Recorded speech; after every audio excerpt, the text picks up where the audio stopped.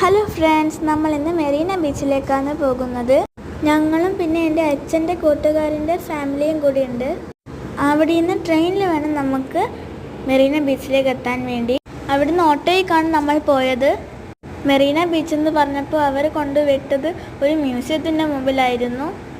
Beach കാണാൻ വേണ്ടി പോയിട്ട് അവസാനം എത്തിപ്പെട്ടത് മ്യൂസിയത്തിലായിപ്പോയല്ലോ.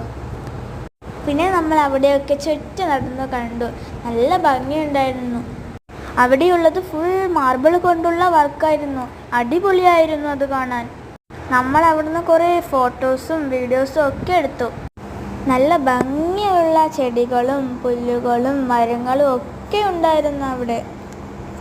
അവിടെ നിന്നും നമ്മൾ കുറേ ഫോട്ടോസൊക്കെ എടുത്തു.